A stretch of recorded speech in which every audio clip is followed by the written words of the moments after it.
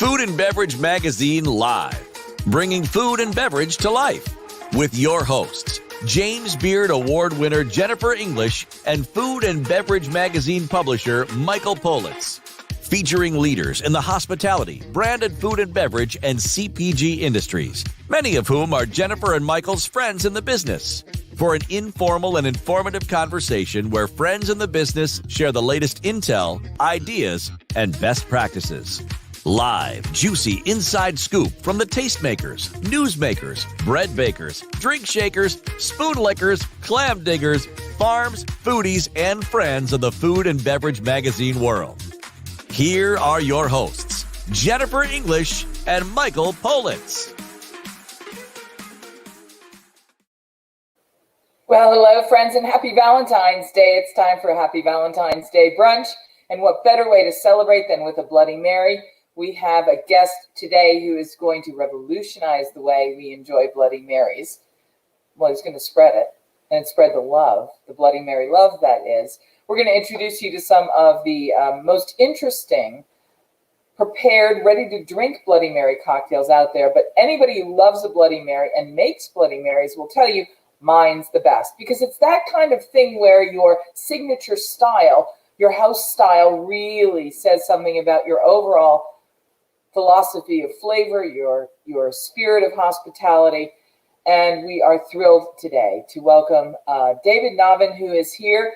He is a duality. He's the triple play. He's the triple threat. I was going to say he's really coming in two roles, but it's actually three roles. It's really his history that's the most fascinating to me once you peel back the layers of the onions. Of course, he had classic training with one of the all-time greats. George Perrier from Le Bec Fin in Philadelphia was a mentor, and it was there that he learned really and truly the honest, how do I even say this, the authentic roots of the fine dining experience as it was expressed and cultivated in this culture. You know, prior to Chef Perrier's retirement, that really was the gold standard in our industry. Learning all the ways that you have to do what you have to do to be, excellent in cultivating both hospitality and conviviality, and the hard work it takes. Sometimes you have to be working at 2 and 3 in the morning on either end of the day. Learning from the greats how to be great is how we all advance, and how that long line that continues from Escoffier till today, even if we're now in a much more casual fine dining environment than we were. Let's just talk a little bit about Bloody Marys. Let's talk about fine dining and how people have become food stylists, food photographers, bloggers, and content creators. And how there are people like David who have taken everything he learned in the classic world and everything he's doing today in the modern world and looking even forward still. I'm not going to steal all his thunder, and I'm not going to take his storyline away, but we are thrilled to have him with us. Joining us now from the Rocky Mountains, where he is dreaming up ways to enhance your culinary and hospitality experience. We met this young man on the Clubhouse, and we asked the question, "Are you ready?" And he answered our call by saying yes. We welcome him now to Food and Beverage Magazine Live. Hi, David. How are you, Chef? There he is. I'm not okay. Let me preface this. So I haven't been a chef about 8 years now, 9 years. So I moved out to Denver to become an event manager. I started my career out of high school. I went to school at the restaurant school at Wall College in Philadelphia. And I worked for about 1.5 to 2 years under the Le Bec Fin brand at his bakery, at Storefront Bakery. So I was an overnight baker. I did the dough in the morning. It was a fantastic job. I busted out 3,000 loaves a night. That is so impossible. Like, help me tell someone how impossible that is. You pull it off, but it's right. It was me and the team of 2 other people every night. Yeah, it was me and the team of 2 other people every night. And we just created really good rustic bread. Like, the baguettes were amazing. I learned from some of the best other pastry chefs that has worked for him for years as well. And it was just a cool just synchronicity behind it. And then I ended up leaving the industry, became interested in events, moved out to Denver for school again. And I just saw I just have a passion for experiences now. So I What is became. that? Well, let's go back. Yeah. Let's go back to Lebec Fan and Absolutely. Chef George Perrier. First of all, I want to correct you gently, and as my guest, I know I will always tell people, don't ever correct your guests, but this is actually a respect thing. Yeah. You will always be a chef. It is in you. You cannot, once you think like a chef and act like a chef and work like a chef, ever not have that at your core. That's what makes chefs chefs. I agree. So my mad respect for that. Yeah, absolutely. I've always loved cooking. Like I still do it at home. I just don't do it in the industry as much. And I just appreciate a good meal. Yeah. So. And go back there too, because one of the things that Georges Perrier brought with him to the United States, to North America, is how important small things are, such as butter. You cannot offer your guest a fantastic baguette without absolutely perfect butter. Yep. How important was learning those small details of perfection from an environment like that? And how does that linger with you still in everything you do? It's the details behind it. It's just gaining the he noticed small things, and I remember getting trained by him when they first opened the storefront bakery, and when I first started with them, and it was incredible. Like, I just take those details, and I do that with everything I do as a photographer, as running my own ad agency now. With every detail I do, it's based off that. Everything I've learned as a chef, I take it to everything I do now. So. Keen eye for detail. That's what it taught me. Let's fast forward to your move to Denver, your entry into a whole new sector of the hospitality industry. And in a way, in your generation, you really are modeling what is happening as people expand around past and in tandem careers to hospitality. Would you talk a little bit about what you're doing now? Because I found it fascinating. And I'm eager to introduce people to the company that you've created and what you're doing. Absolutely. So during the pandemic, I had to pivot a lot. As a photographer, I noticed that there's a huge interest in experiences at events like concerts, festivals. So I started getting into the photo booth industry. And during the pandemic, since events kind of went away, nobody needed a physical booth. So a lot of these platforms started making virtual experiences, but they were never utilized in a manner that really made an impact. So now I take virtual photo booths and I help restaurants and hotels and just the general hospitality industry and help grow their email list. And I help turn their customers into brand ambassadors free of charge, right? I can even pay the restaurants so they can stay afloat, right? Through brand partnerships and strategic alliances, we can do one capture of a virtual photo booth taken and then one meal donated, or X amount of dollars donated to a food charity or food bank in the local city. And I want to tie that into the whole Bloody Mary bar we were talking about in Clubhouse. So let's jump into that, because you have a passion for Bloody Marys, and you seem to believe that it is the next big thing. I'll be honest. Ask you to make your case. So I'll be honest. So I've been booze free for about 8 years. I like non-alcoholic drinks. So whenever there's a non-alcoholic Bloody Mary, I drink it. Right? I like the taste. But I still like the creativity behind it. The accoutrements with it. It's like the best part, right? And that's what matters. The mix is great, but the toppings, right? I've seen some unique ones over my time, and it would be cool to do some sort of event based off that and bring all the other restaurants around the country together in one place. That's very cool. Yeah. Would they come together physically or virtually or both? 2022, hopefully physically. That would be cool to do. And it's actually inspired me. We just got a message from AirTab, Chief Revenue Officer Michael Dagan. Can you imagine working with a national company like AirTab to have the two free drinks that they offer as Bloody Marys? I can totally see these kinds of things partnering up. I took the liberty, actually, of bringing some of this year's most popular entries from the Proof Awards to our visit today.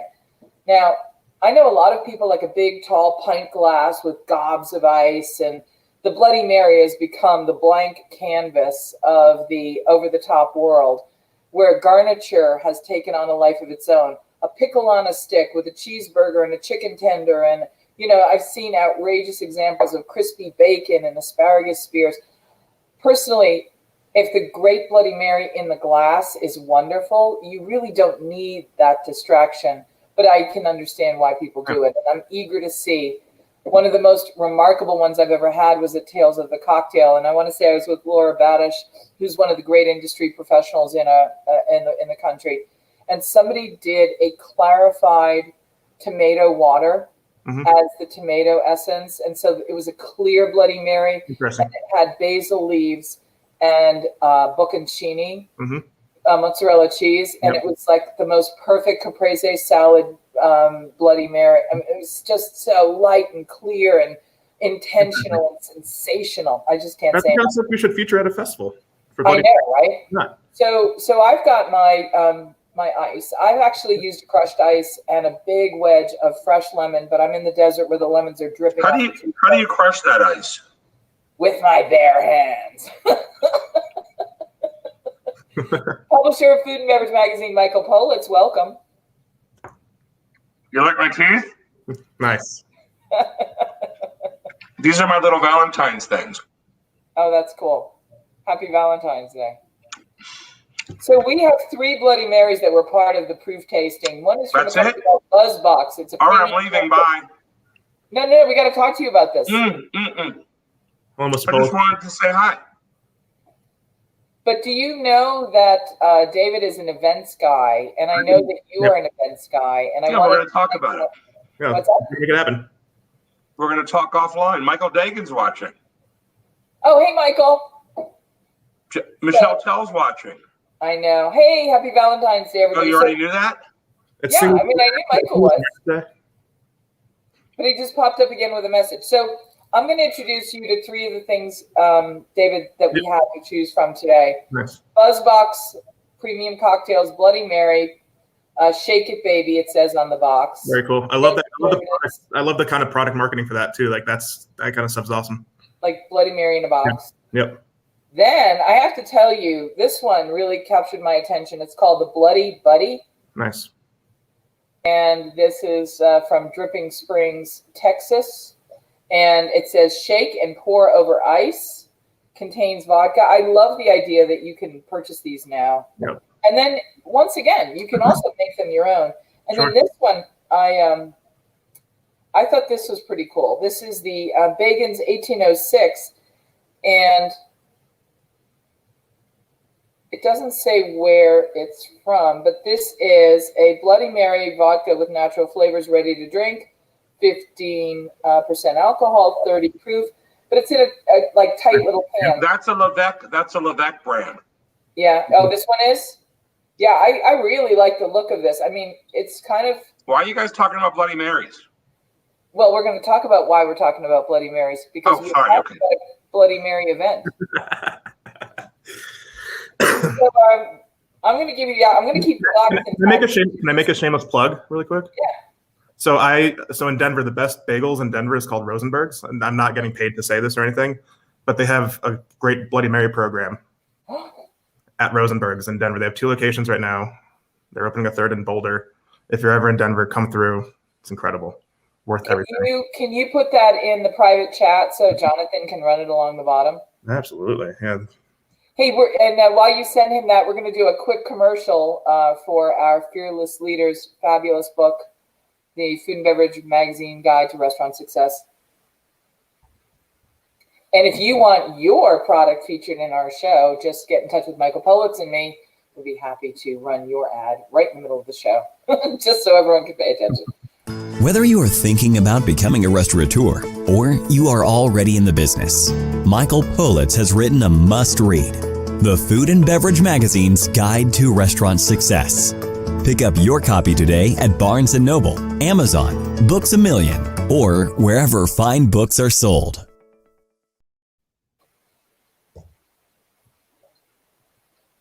Okay, so we're going with the Bloody Buddy. Nice. Got it shaken up well. And we're going to give this a try. I'm drinking in spirit with you. I know. I actually drink very little myself, but on this occasion. I blame my second go around in college. What's that? I blame my second go around in college for my drinking. I can't drink anymore as my reason. I really just want to give this a taste, but that's really what that's supposed to look like. And happy Valentine's Day, everybody. So clearly this has a big black pepper spice note. I can get the base notes of the Worcestershire. And then the hot sauce. This is from Texas, and they know how to do a hot sauce in Texas. So, bravo. Mm-hmm. Oh, this smells yummy. Oh, it's delicious. Really delicious. I hate it when it's too acidic from the tomato being so overpowering. That's really a nicely balanced one. So, David, talk to me a little bit about how your event business has inspired this idea about the Bloody Mary and where you think this might go. Well, I got more inspired by the fact that, since I do virtual, my ad agency is hyper-focused, again, turning customers into brand ambassadors, and we can really build a community around it. And I've seen the power of events like the Great American Beer Festival, bringing breweries from all around the country together. And that happens in Denver every year over the course of like 4 days, and it's hundreds of thousands of people. It's the most crazy thing.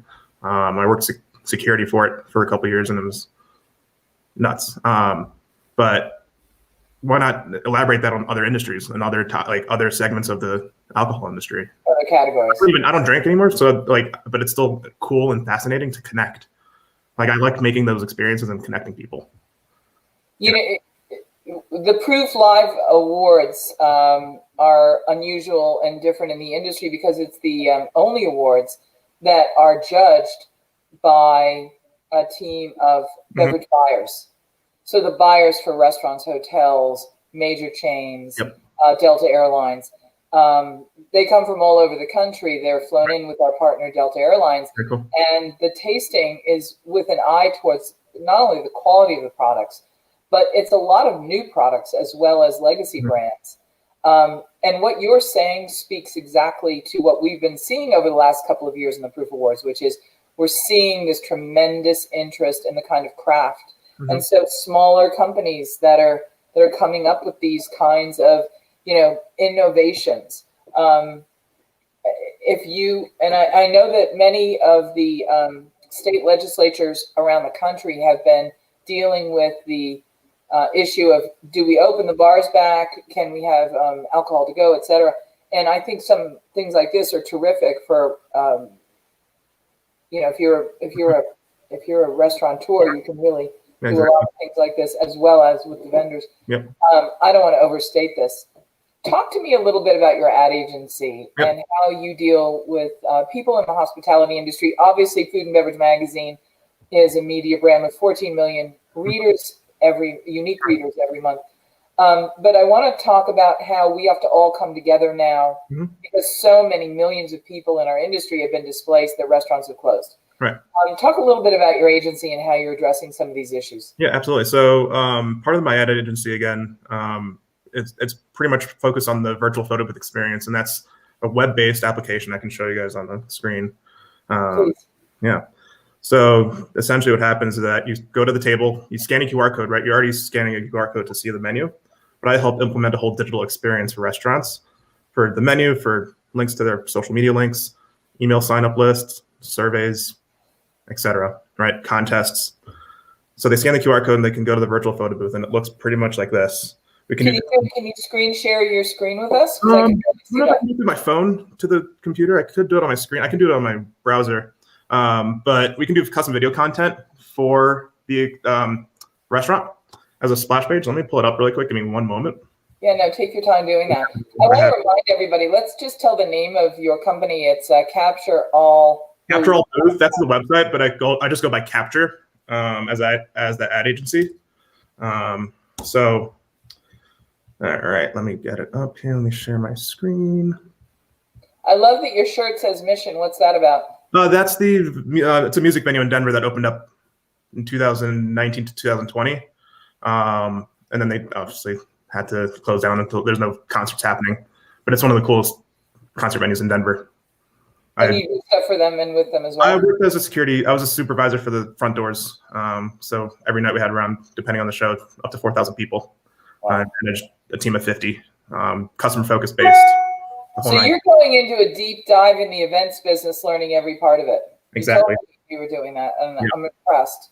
Yeah. So let me see if I can. You learned the lesson from Chef Perrier, no detail too small. No, exactly. And I carried that I went to school at the restaurant school at Walnut Hill College back in the day.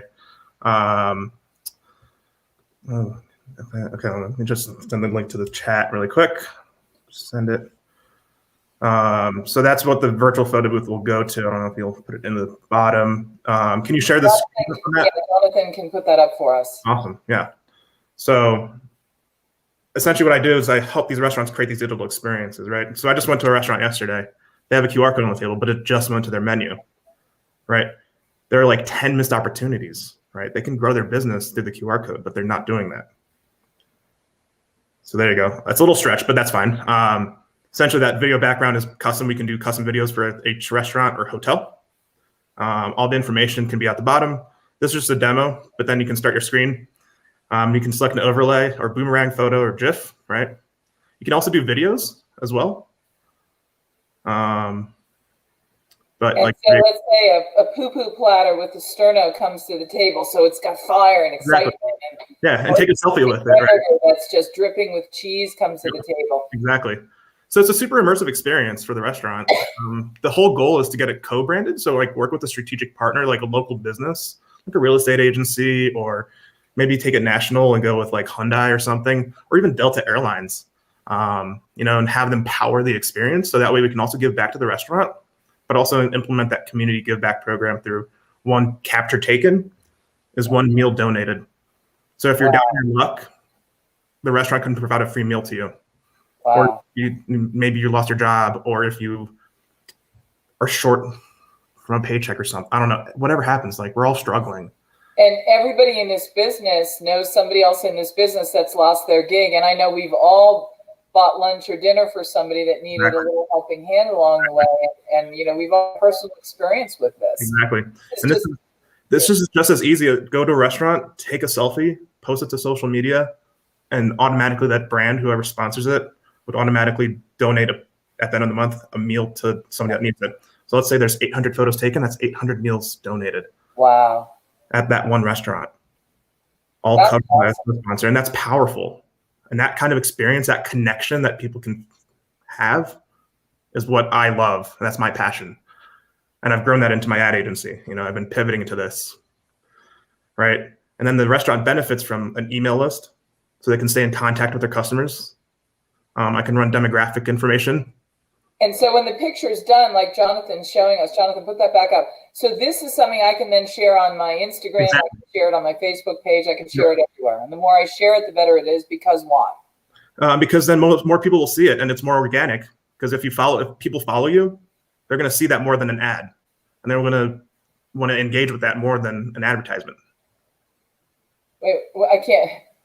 Down a little bit. Oh, is that a Power Ranger? Is that 3D printed? No, it's not a Giuseppe. It's the Compassion Blue Power Ranger. I love that. That's awesome. All right. So listen, David, I'm going to give you the last word about how you've seen in this moment of COVID a silver lining and opportunity. And I want you to reach out to everybody in the industry who's lost a gig. And this is your moment to inspire. We're going to get out of it. It might be tough now, but we'll get out of it better. It just takes some time. We'll get there. And is there opportunity if they've lost their gig? Is there opportunity for somebody that had the same kind of classic training that you did, that maybe worked at a really fine end house? What can you tell people about how to find their next gig through something as wildly inventive as what you've done? As far as I'm concerned, the sky's the limit. How did you start being so creative to create this opportunity? Don't be afraid to explore what you want to do. Just find your passion. Like my original passion was cooking. It did waver a little bit just because of some poor experiences I've had in some establishments. Like after George Perrier, I went onto another bakery, and it was just like, just eye-opening a little bit. And that's why I moved into the event industry. But don't be afraid to pivot. Don't be afraid to change. If either you're down in your luck, just keep going. Just figure something out and rely on your friends, rely on your peers, because people still stand behind you. Do you have an email that we can share with people if they want to reach out to you to learn more about what you're doing, or if they want I'll just do my personal email. So let me just type that in really quick. Yeah, feel free to reach out to me that way. Just don't sign me up for any junk email. Just don't do that. We have to have faith that our tribe is not going to do any such thing. Based off the Clubhouse and everything I've seen so for the last like 5 days, your rooms have been fantastic. Something I've just recently found out, I can do custom sound effects for Clubhouse rooms. Oh, you're kidding! You're going to teach us all how to do that? Yeah, I can just through my computer. It works really well. So if I can do intro music for each person that presents, just to make it really fun. So if you guys do that, great. Huh? Will you teach me how to do that too? I can do that. Yeah, it's easy. I just have like a bunch of YouTube screens and I just click and just fast forward. So that's like the equivalent of a new 21st century Roland 808. Yeah, it's like live podcasting with everything. Just press the sample button and then you're good to go. Exactly. I was wondering when people would start sampling on Clubhouse, and I think we've got our answer. Yeah, it's happening. I love it. So if you need to, thank you very, very much. Of course. Thank you for your time. This has been amazing. I appreciate it. The best intro I've ever gotten. Just everything has been, you're incredible. Mr. Politz, thank you. Let's talk offline. Let's bring the Bloody Mary Fest to Denver. And do you have a house toast for the Bloody Mary Festival yet? My non-alcoholic toast. I don't have a toast yet. I don't know. We're going to work on that together. But cheers. Cheers. Thank you. Happy Valentine's Day, everybody.